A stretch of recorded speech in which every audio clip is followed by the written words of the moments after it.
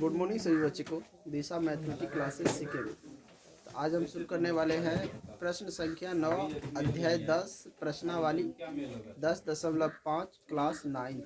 समझ गए? मैथ है जो कि सब्जेक्टिव क्वेश्चन है और सिद्ध करने के लिए दिया है। यहाँ पे लिखा है 9 नंबर क्वेश्चन में दो वृत्त दो बिंदुओं बी और सी पर प्रतिच्छेद करते हैं। बी से जाने वाली दो रेखाखंड ए बी डी और पी क्यू बी वृत्तों को ए डी और पी क्यू पर क्रमशः प्रतिच्छेद करते हुए खींचे गए हैं।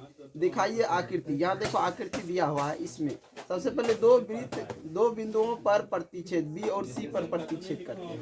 तो हम यहाँ पे क्वेश्चन नंबर ले लेते हैं। उसके बाद हमारा क्वेश्चन नंबर 9 है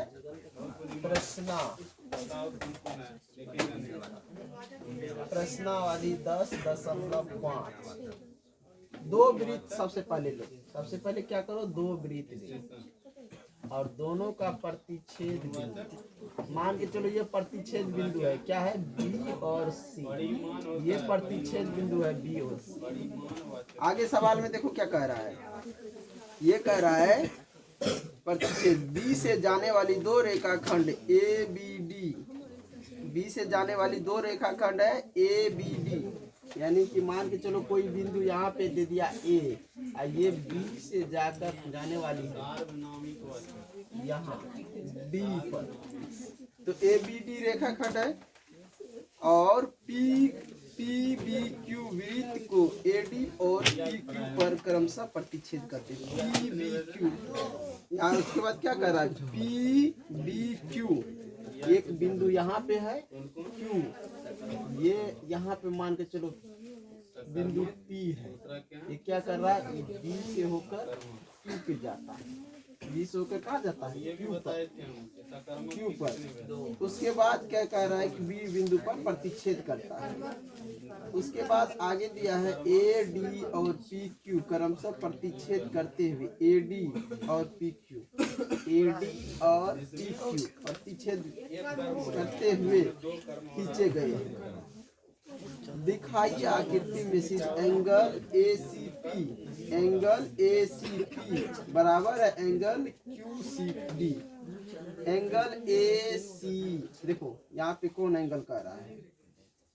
अब यहाँ पे एक बिंदु और लिया गया है, यहाँ से इसको मिला दिया गया इसमें, समझ गया, और इसको भी मिला दिया गया।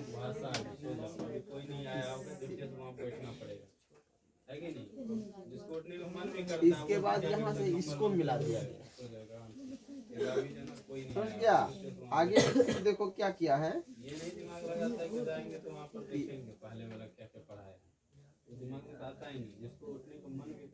ये देखो फिगर दिख रहा है, इस तरह है ना, फिगर है इस तरह, देख लो। एक रेखा यहाँ से सी से डी को भी मिला दिया, सी से डी को भी मिला दिया। अब हमें देखो कौन एंगल कर रहा है, ये वाला एंगल कर रहा है और ये वाला एंगल ज्ञात करने के लिए। ये दोनों एंगल क्या कर रहा है, ज्ञात करने के लिए। चलो तो हम इसको बनाते हैं। इसमें हम फिगर में जो है ना थोड़ा सा रचना करते हैं। रचना में लिख देंगे ए से पी को मिलाया, रचना कर देते ए से पी को मिलाया और डी से क्यू को मिलाया, डी से क्यू को मिलाया हूँ। थोड़ा सा रचना कर दे ताकि हमें जो एंगल निकालना है वो आसान रहे बराबर करने में, समझ गया। चलो तो समझ गया किस तरह फिगर दिया है। इसमें लिखेंगे जो दिया है दो वृत्त दो बिंदुओं, दो वृत्त है, एक वृत्तीय, दोनों बिंदु ये बी और सी पर प्रतिच्छेद करता है। दो बिंदुओं पर प्रतिच्छेद करते हैं, दो बिंदुओं पर प्रतिच्छेद करते हैं। बी से जाने वाले दो रेखाखंड, बी से जाने वाले दो रेखाखंड ए बी डी और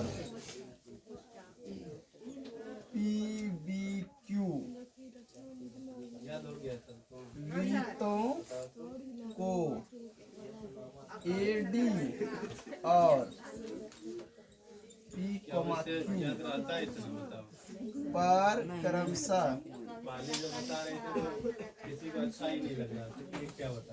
प्रतिच्छेद करते हैं।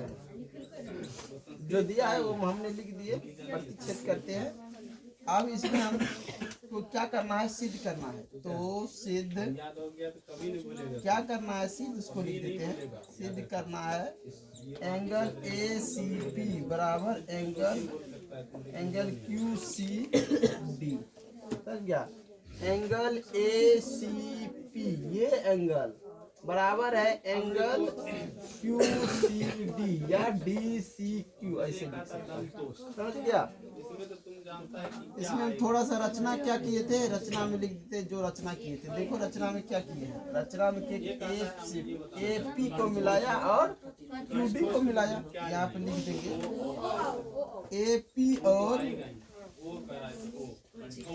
QD को मिलाया, AP और QD को मिलाया रचना में। प्रमाण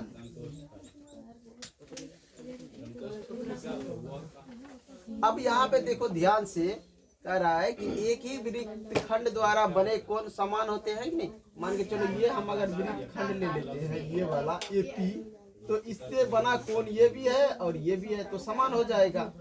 इससे मान के चलो हम ले ले इस वृत्त खंड के द्वारा, तो ये एंगल और ये एंगल इसी से बना हुआ है, तो ये समान हो जाएगा। समझ गया? अगर मान के चलो AC हम लेते हैं, AC को ले लेते हैं कि AC वृत्त खंड है, तो इससे बना कोण ये और ये समान हो जाएगा। अगर QC ले लेते हैं वृत्त खंड है, तो इससे बना कोण ये और ये है, वो समान हो जाएगा। यही यहाँ पे हम लिखेंगे एक ही वृत्त खंड द्वारा बने कोण बराबर होते हैं।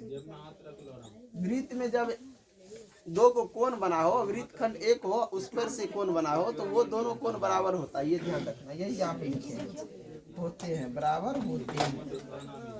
देखो यहाँ पे कौन कौन है, एंगल ACP बराबर एंगल ABP। इसको समीकरण 1 मान लो। देख लो कौन ACP, ACP ये इसी वृत्त खंड के मान के चलो ये भी है बना हुआ है कि नहीं है। और एंगल क्या कर रहा, दूसरा एंगल क्या लिखे ABP ये एंगल और ये एंगल दिख रहा है ना, ये वाला और ये वाला। इस रेखा खंड को AP मान ले, तो इस AP वृत्त खंड है, ये वृत्त खंड हो गया।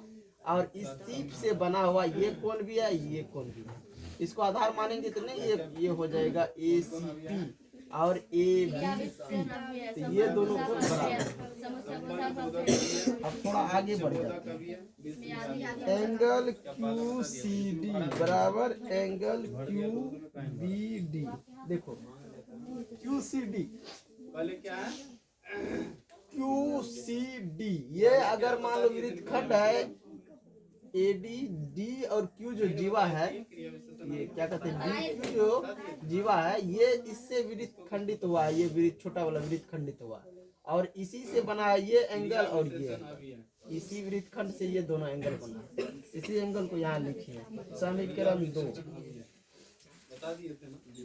एंगल ABP बराबर एंगल QCD। इसको मान लो समीकरण 3। ये कैसे हुआ, ABP, यहाँ देखो AB और P और उस बराबर में दिया है एंगल QCD, एंगल QC और D। ये एंगल देखो ध्यान से, ये वाला एंगल और ये वाला एंगल शीर्षाभिमुख कोण अगर देखा जाए तो मान के चलो कि APQC ये फिगर देखो। इस फिगर को मैं फिर से यहाँ ध्यान से बना देता हूँ, तुम लोग ध्यान से देख लो। इस फिगर दिख रहा है रे, AP और AP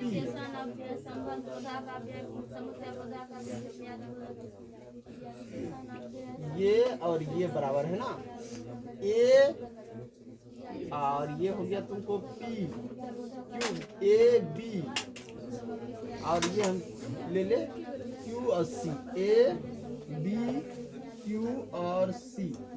अब यहाँ पे देखो ये एंगल और ये एंगल बराबर हो सकता है, कैसे होगा? तो यहाँ पे हम लिखेंगे, या फिर मान के चलो ये दोनों बराबर है, इसके बराबर ये है और इसके बराबर ये है कि नहीं? अब यहाँ पे देखो, मान के चलो ये दोनों देखो, इस रेखा को देखो, इस रेखा को देखो, एक रेखा ऐसे है, एक रेखा ऐसे दिख रहा है, ऐसे समझो। अब यहाँ पे बीच है ना, बी है कि नहीं है? अब ये एंगल और ये एंगल, और जब इसके बराबर ये है कि नहीं, यानी एंगल बी बराबर एंगल सी दिखाया है कि नहीं? एंगल बी और सी बराबर है, देखो यहाँ पे सी और बी बराबर है ना, है कि नहीं? जब b और c बराबर है तो b के बराबर c, तो b के जगह मान के चलो हम लिख देते हैं ये एंगल, ये और ये तो भी तो बराबर है, ये और ये भी तो बराबर है, तो b बराबर b नहीं होगा, इस साइड भी b आ जाएगा, इस साइड c बराबर c आ जाएगा। इसीलिए यहाँ पे लिख देंगे शीर्षाभिमुख कोण से, शीर्षाभिमुख कोण से, शीर्षाभिमुख कोण से ये दोनों कोण बराबर है। अब समीकरण 1, 2 तथा 3 से एंगल ACP बराबर हो जाएगा एंगल QCD, ये प्रूव हो गया। चलो आगे प्रूव हो गया, एंगल C बराबर एंगल C ले लिए, ये बराबर ये हो गया, चलो छोटा सा सवाल था, बन गया। समझने के लिए फिगर थोड़ा लंबा किया है। चलो इसके बाद हमारा अगला क्वेश्चन है, क्वेश्चन नंबर 10। तेजी से बनाओ इसको, जल्दी में, स्पीड में। चलो अब देखो क्वेश्चन नंबर 10 को देखो। यदि किसी त्रिभुज की दो भुजा को व्यास मानकर वृत्त खींचा जाए तो सिद्ध कीजिए कि इन वृत्तों का प्रतिच्छेद बिंदु तीसरी भुजा पर स्थित है। क्या कह रहा है? यदि किसी त्रिभुज की दो भुजाओं को व्यास मानकर, तो सबसे पहले एक त्रिभुज बना लो। क्या बना लो? त्रिभुज।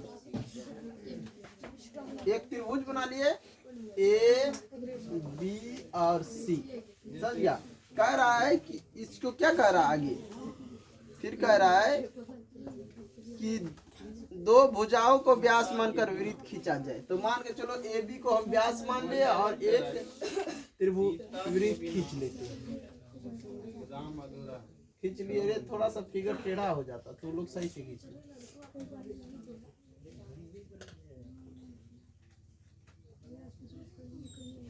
खींच दिए और फिर कह रहा दूसरी भुजा एसी को हम क्या जीवा मान लेते हैं और खींच लेते हैं।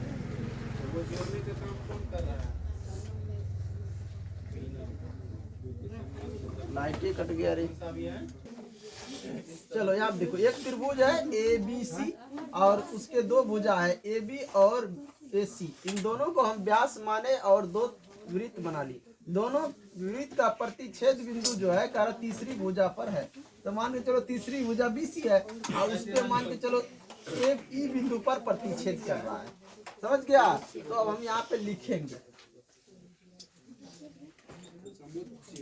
दिया है ए बी सी एक त्रिभुज है, त्रिभुज है ए बी सी एक क्या है? त्रिभुज है। त्रिभुज के दो भुजाओं ए बी तथा ए सी को व्यास मानकर, ए बी और ए सी को क्या माने? व्यास माने, समझ गया? व्यास मानकर दो वृत्त खींचे गए हैं, दो वृत्त खींचे गए हैं, तो सिद्ध करना है कि दोनों वृत्तों का, सिद्ध करना है कि दोनों वृत्तों का प्रतिच्छेद बिंदु ई है, समझ गया? दोनों यहाँ पे लिख दो, सिद्ध करना है कि दोनों वृत्तों का प्रतिच्छेद बिंदु ई है, प्रतिच्छेद बिंदु ई है, ये हमें सिद्ध करना है। यह दोनों जो है बीसी पर प्रतिच्छेद करता है, या दोनों बीसी पर क्या करता है, प्रतिच्छेद करता है। लिख सकते हैं या, यहाँ पे लिखेंगे या वृत्तों के प्रतिच्छेद बिंदु बीसी पर स्थित है, या ये लिख देंगे, समझ गया। या मानो या ऐसे भी लिख सकते हैं, ई भुजा बीसी पर स्थित है, ये भी लिख सकता हूँ, कोई दिक्कत, ये भी लिख सकता हूँ। थोड़ा सा इसमें रचना करो, ये देखो सब कुछ लिख सकते हैं, ये सब कुछ लिख सकते हैं, कोई दिक्कत नहीं, लिख सकता है। रचना इसमें थोड़ा सा करना, क्या रचना करना है, इसको ए से ई को मिला दो, ए से ई को क्या करो, मिला दो, तो ये भी एक जीवा हो जाएगा कि नहीं हो जाएगा। रचना में लिखो ए ई को मिलाया, ए ई को मिलाया। आप प्रमाण दो इसमें, ए बी वृत्त का व्यास है, तो एंगल ए ई बी, जब मान के चलो ए बी वृत्त का व्यास है, तो एंगल ए ई बी ये क्या है,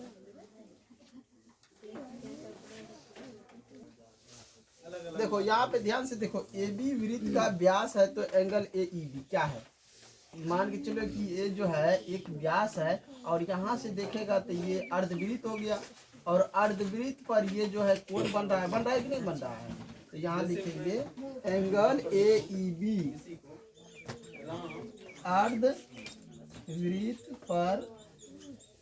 अर्धवृत्त द्वारा बने कोण है, अर्धवृत्त द्वारा बने कोण है।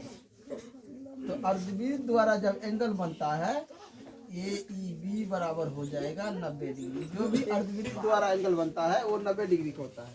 पोस्ट में लिख देंगे यहाँ पे, अर्धवृत्त द्वारा बना कोण समकोण होता है, समकोण होता है। अर्धवृत्त पर जो कोण बनता है वो कितना डिग्री का होता है, 90 डिग्री, इसलिए वो समकोण है। चलो आगे मिटा दे, थोड़ा सा मिटा देते हैं, लिख लिया है सभी।